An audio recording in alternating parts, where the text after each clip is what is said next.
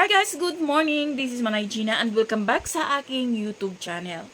So guys, for today's video, pag-usapan natin si Ivana Alawi. Kasi napanood ko yung latest vlog. Ewan ko lang kung napanood nyo, pero I'm sure napanood nyo na. Yung lie detector test na silang tatlo, si Has ang mama nila at saka si Ivana. Ngayon sa kay Ivana, ang dami, di ba alam naman natin kasi na si Ivana ang daming issue. Siguro dahil nga sa sikat siya, hindi talaga maiwasan na marami talagang issue kapag sikat ka. So, yun nga, unang issue is about yung sa bahay nila sa Bahrain. Alam naman natin guys, nandun yung pangalan nung tatay nila. Kaya, wag nang i-issue. Kasi, alam naman natin, nasa kaiba na talaga, pinamana yun. Next is yung pinagawa niya yung mukha niya. Kaya nga sabi ni Iba na hindi nga siya nagpagawa ng mukha. Pero, siyempre, nagpag-glow up siya, 'di ba? Pero kung pagawa, hindi nga niya ginawa daw. Ngayon, yung pangatlo niyang tanong sa kanya is, nakapanira ka ba ng pamilya? Panoorin natin ang sagot ni Iba. Ka ba? No.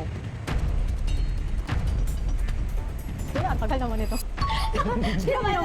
Wala talaga akong ginalaw sa face ko. Totoo yun. Nag-botox ako dati, yes. Nag-fillers ako sa cheeks dati. Pero nawala na yun. Ito talaga yung mukha akong glow up. Kaya nga maganda ako. Natural. Kahit yung ilong ko, di ko pinapagawa yan. Paggawa ka, di tinaas mo na sana. Yun nga, hindi ko gagawin tong button nose. Hindi ko bet ka. Ikaw ba ay nanira ng pamilya? No.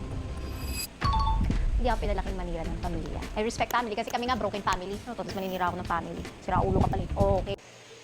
So, ayun guys, klarong-klaro at malinaw ang paliwanag ni Ivana Alawi. So, siguro tantanan na natin, no? Tantanan ng mga bashers si Ivana.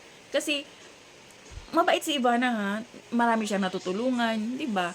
Kaya sana yung mga bashers, tama na. Kasi, wala tayong mapapala. Si Ivana, milyonarya tayo. Nga, o wale. So, yun lang guys. Thank you for watching. Bye. God bless everyone.